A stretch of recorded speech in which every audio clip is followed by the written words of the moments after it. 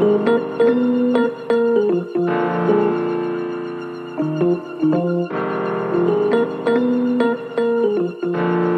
guys, welcome to another episode of What's Your Kryptonite. Today with me is an incredibly special individual. I have Bilal Ahmed with me. He's an artist, an extremely incredibly expressive soul. He's also a knowledge seeker, and he's someone who has a very interesting relationship with fashion, and someone who has a very interesting equation with masculinity in a country like Pakistan as well. Let's welcome Bilal Ahmed. Hi Bilal, how are you? Hi, thank you so much for a lovely introduction.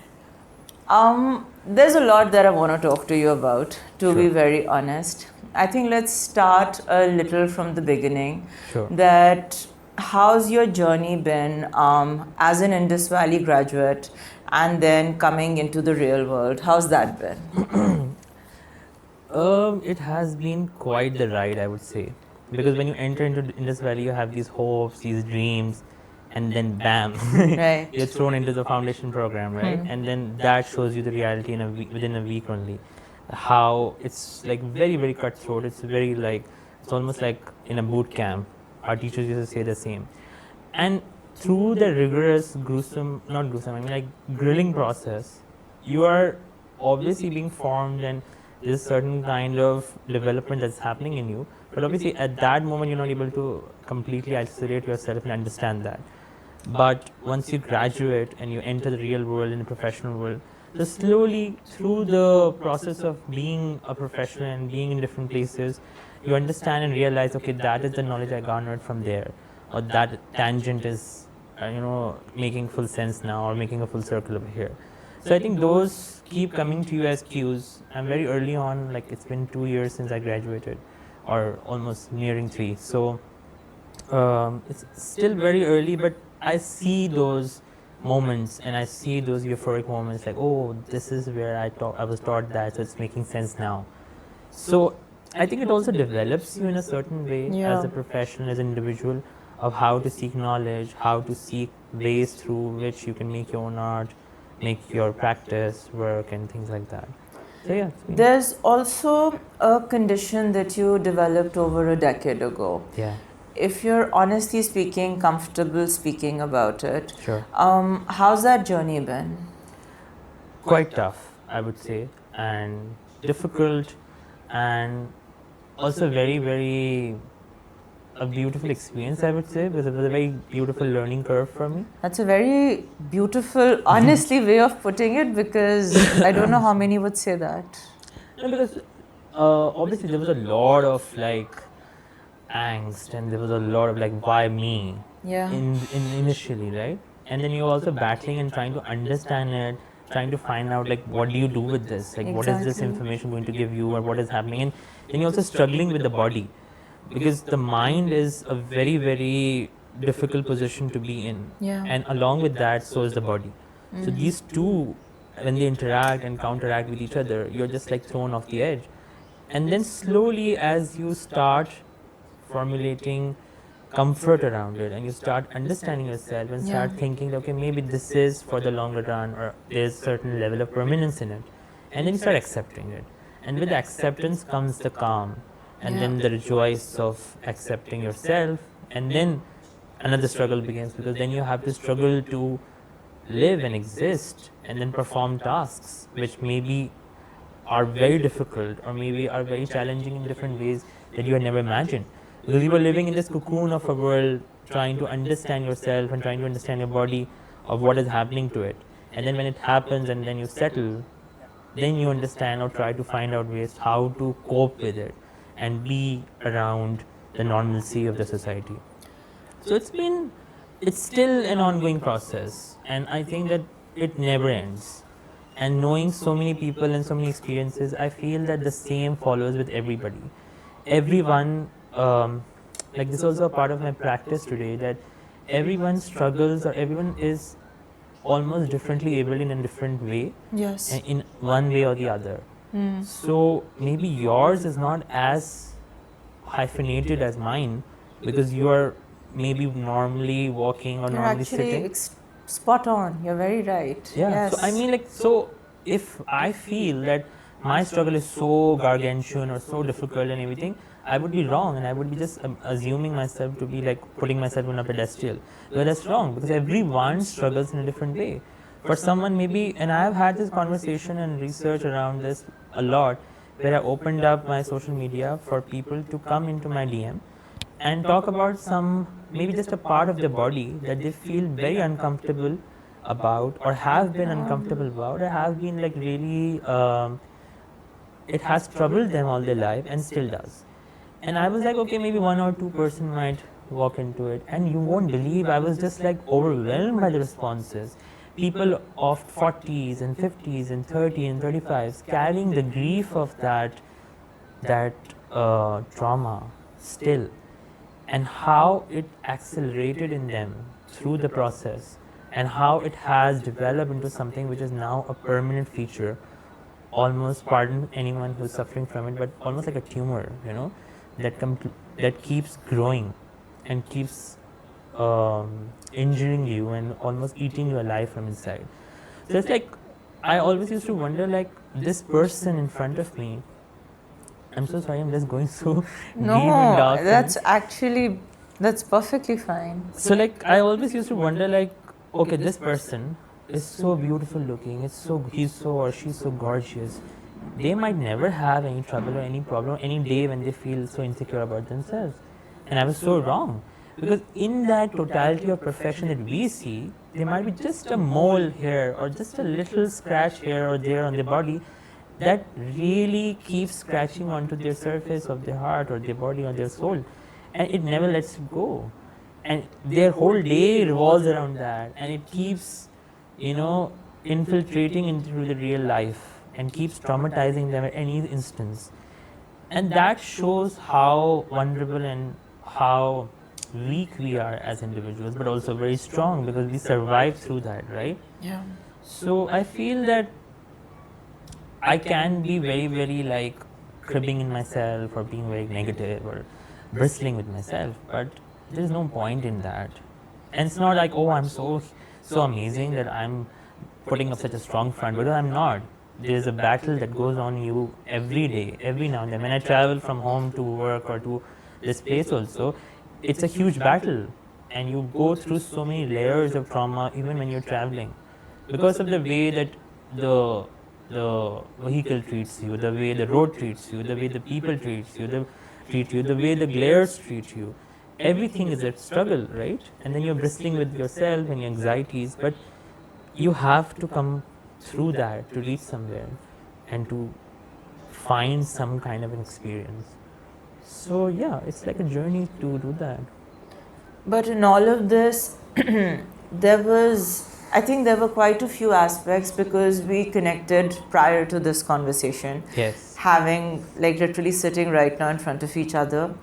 One of them was definitely fashion, but I think another one, as you're talking, that's coming to my mind is, when you think of men in a context like South Asian countries, Pakistan, there's a certain mold that by default comes to your mind, just like women. Like, there is a certain mold. You need to look a certain way, be a certain way, behave a certain way, think a certain way, even for women. It goes for both genders. Yeah. How was it navigating masculinity? Because in a country like Pakistan, when you think of men, it's like platter pe har cheez de di jati hai aapko. Yeah. Because of gender biases, and there's so many other factors. How was it navigating that? Very difficult, I would say, and still is. Because what you're saying is bang on. I think in our society, the roles have been very beautifully or very strongly ascribed. That this is a man and this is a woman, and this is what a man can do, and this is what a woman can do. And this is what is supposed to be manly, and this is what is supposed to be womanly. And if you are someone who tethers between the two in some ground or some level, which I think everyone does, we are all fluid in that way, we accept it or not. Because I was listening to this person speak, that she said that she's an actress, and she said that I don't always feel like a woman every day, because I always feel like a human, not necessarily like a woman always. there are aspects to me where I feel like, okay, I'm a woman, that's why this is happening. But you don't necessarily internalize that womanliness maybe every time you speak or every time you do something. The same is for me as well. That, but then the problem is that you see yourself from inside out and the world sees you from outside in, right? So the presentation of yours is what starts the conversation for people. So the way you dress immediately ascribes you or puts you in one bracket. Like, okay, not very manly maybe, or not very macho, or not very atypical or typically manly, right? So I have struggled with that all my life, and I have struggled with being called effeminate or being called a certain kind of a man, things like that. Things that are like sharp words thrown in as jokes or sharp words thrown in as a bullying thing. And I have been through all of that, been bullied all my life and everything, still do. And Still do. yeah. And people think that, oh, you're a professional, you're an adult, you're grown up, you're working. But you still get those things. You still can see in people's eyes when they twitch a little and say, oh, you're looking so good, or oh, that thing is looking very nice, or oh, that is looking very similar to something I've seen on a woman, or things like that. Sly comments which are not very, they hit the place where they need to, and they make sure that they do. And they're very well shrouded and covered and layered in this professional garb. So, to answer your question, I think that firstly, when I was growing up, I was in a fix, in a kind of like a confusion, like, what is happening? I want to do this, but it's not happening. I want to do this. I want to wear color. I want to wear a certain kind of clothing, a certain kind of things, and it's not happening. And then as I was growing up, I kind of like shrouded myself in this like almost minimalism and graysism, and just like trying to curb yourself and trying to project yourself as someone who's very nerdy or very like who's always just bothered about his studies. And for a while I was also. But then when this my medical condition happened, obviously there was like a halt, and then obviously these things didn't matter at all. Then comfort took precedence, and then as I joined back and went back to my studies and everything, at that moment as I was battling and trying to maneuver around things, then I was just trying to find clothes and articles of clothes or fashion that just gave me comfort and the dignity to walk into a space, right? Yeah. And in that, obviously I did not see any transitions or any kind of ways in which I was trying to locate myself as a man or a woman. But because at that moment it was just about like, okay, you cover yourself up and go as comfortably as you can. If it's winters, you cover more. If it's summers, you try to layer it in such a way that it does not makes you like suffocated, right? But you still layer it. You hide it all. You hide it in baggy clothes and things like that. Yeah. But slowly as I transitioned and moved from my university to professionalism, I saw that that's when I first got a taste of my own fashion. I started feeling like, okay, this is not something that I want to wear, or this is something I want to try and wear. And I think that's where this kind of, I would say like flamboyant sense of fashion or flamboyant love for fashion stems from. And still like, so the thing is that obviously there is something that you enjoy to wear, and then there's something that you can wear. And I'm not just saying because I'm a man so I can't wear that. I've started slowly drifting off from that ideology. But the problem then is also about the available or availability aspect of it, right? So if you feel like, okay, I want to wear this kind of a kurta or this kind of a shirt or this kind of an article, you can't wear because that's not available to a differently abled body. If you think like, okay, I want to try a skinny jeans today, but you can't. Or if you think like, okay, I want to try this fashion, you can't. Like when this farshi shalwar fashion came in and it was like becoming popular, I was like, that's the only kind of trouser I can wear, and that's the only kind of trouser I have customized myself to wear. So it was very funny for me to think about like, I get those very specifically tailored for myself, and now it's become fashion.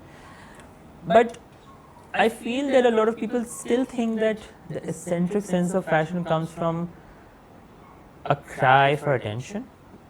Like, look at me if you already are not. And maybe in some ways it might be, but it might also be to deflect the conversation in some ways. That that already you are looking at me, there's so much of me to look at. But when you are looking at me, let's just divert the conversation to something more beautiful, something more centric, something more interesting to look at. But it's not also that even in my mind, the way I perceive it. The way I perceive it, I have a look in mind whenever I think of different events or different places I have to be. So like when I was thinking about coming here, it was moving in my head since we had logged in the date. So I was like, what look do I want to look at? What look fits all the molds that I am perceiving myself to look that day? And then I keep rotating that in my head, and then a look develops. And that look is not just a look like what you're wearing, but also what you're wearing along with it, accessorizing, how, and then it also seeps through the similar tangents that it used to before, like comfort, and also thinking about how long will you be there, what weather is there, what the weather is going to be like, how much will you travel, what are those specifications as well. So yeah, so it's like a lot of thought goes into it, and people think, okay, just like very casual and very like matter of factly like that, but I put in a lot of thought. So now that I think about it, and I've been thinking about it from a while, I think that it's also an aspect of my practice as an artist. So this body and this visual that you see every day of me, of whoever does see me every day, is also a work of art that I present. So it's not like my work of art is limited to what I do with the canvas or what I do with the paint or what I do with the sculpture. It's also about how I am presenting myself to you. So the artist also becomes a part of the conversation in a way. So yeah. But there's so much thought process that's going into putting not just an attire or a certain, certain clothes together for a certain event, or say work or formal, or say coming over here, whether it's meeting friends as well. Do you think, and it's not just Indus Valley, there's so many other schools. Indus Valley, I'm taking the name because you've graduated from there, but there's so many other schools. There are fashion schools as well. Yeah. Do you think in 2025, right now, when you look at social media, literally it's drowning, and I'm not even joking. Any platform you pick up, you talk about inclusivity, diversity. These are words that are used everywhere. But as you're talking, the only thing I can think of is, have people really considered making fashion savvy, fun clothes for people who are differently abled? Is that something that they're even remotely considering? Is that something that they're even remotely looking into? And as you're talking, I'm also thinking of people who are not just small, medium, large, or XL. People can be of different sizes, men and women both. And everyone has the right to have fun with fashion because, like you said, it's a form of self-expression. So our designers, our people who are making these clothes, are brands even considering this? Like, how was that journey?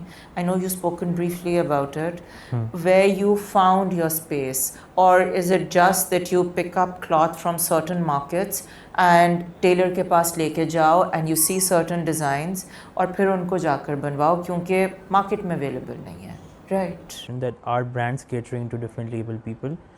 No, I don't think so. Not at all. And sorry, I think that obviously they cater to a consumer market and a very capitalist driven market. So they see what the majority wants and produce that, right? So I won't blame them, but I do blame them because they are at a position where they can at least choose to consider, which is not happening at all. So I can literally tell you, like, I roam around all malls of this city and I don't find one article that fits me perfectly or fits my body type accurately and perfectly and also makes me feel fashionably forward, or even remotely fits my body to a certain degree where I feel like, okay, I'm comfortable, I can carry this through the day. Not one single brand, not one single article. And so I've started something where I walk into into an outlet, a store, I try to pick up few clothes and then I give myself that, okay, let's try it today, maybe they have done something, and then I go and try try to fit that outfit on me and it doesn't. And then I come on, I just make that personal request to them that please tell this to your whoever is doing the design and whoever is in the conceptualizing team, that consider differently abled people also. And obviously those people are not meant to do that. But at least if that voice also goes somewhere and clicks, maybe that difference can happen, right? I think that for the longest time, I think the differently abled body is either completely ostracized, or even if it's included to this level that, okay, so you are almost like a puerile sanctity, or you are this entity who needs to be placed in a certain place of the house or of the space, and you shouldn't be like talking a lot, or you shouldn't be very flamboyant or very, very out there, because in our society we consider you a certain kind of a person who fits into the puzzle in a certain way. So you'll be given a certain degree of respect and a certain degree of, okay, oh, you are so dignified for us, because that fits that mold in our mind that, okay, this person belongs to a certain category. That's it. So if, for example, if I were to sit in that way and not function that much, so yes, maybe a few clothes would fit me, but I am a working professional. I walk in and out of different places. I walk up, down. I teach throughout the day. I am an artist as well. I'm practicing. So their clothes and fashion also have to be functional. So I cannot adorn a certain kind of garment, just think that, okay, it looks beautiful, but I can't even take another step in it, right? Yes. So there is no consideration or thought given to that. I do agree that the differently abled spectrum or the umbrella is a huge umbrella. Yes. A lot of people come under that, and a lot of different kinds of people of different needs are categorized under that. But then there are so many other brands also in the world and in the country. There's no there's no limitation of it. It's not like we have any lack of it in the country. So why is that not even given any thought? Yeah. But then I moved down from that, right? And I think, okay, forget the differently abled body. I don't see any major fashion labels or each fashion label working very exclusively for, say, the pregnant body, or the slightly larger body, or slightly really thinner body. Yeah. So then, and that in all genders, right? And not just genders, even like age groups. Like there are children who are obese, there are children who are large sized, there are children who are very petite, there are children who are very, very thin, there are young adults, they are adults, they are people of several ages, and young and old and everyone of different size. And your body changes so much every month, every year. After Ramadan, after Eid, it changes. After pregnancies, after delivery, this and that, after different episodes of mental duress. So where is the representation of that? Where is the discussion around that in fashion? And wherever I see discussion around that, it's just to fit or slip into a box or tick a box, you know. So it's very thoughtful, but it's not. Because if it was thoughtful, it would be deeply thought out. Yeah. It would cater to different aspects of the body, how it maneuvers around the world. Exactly. So I was reading this very interesting research article where I read that Thari women from Thar, because they work and they live under scorching temperatures, right? Yeah. Very elevated temperatures throughout the year almost. And their work is arduous. They have to carry water, just drinking and using water from kilometers distances, walking on barren land, and with children like either, you know, toppled over them or carrying them around. So in that, how does the woman adorn herself in such a way that the male glare and the, you know, moving eyes of those, or the kind of eve teasing, all those can also be protected. She also protects herself from the sun. She does not over layers herself that she suffocates, and then she also is able to move according to the things. So the kind of garment that they adorn is this kind of like a very beautiful thari sari, which covers their whole body and drapes it. It's very like it has a very good ventilation in it, so it gives them very airy and comfortable feeling, and it also covers them very beautifully, so none of their body parts are seen. So this is so interesting for me because technically it's so accommodating and it looks beautiful. It's such a beautiful expression of their own culture, and it's functional. Yeah. So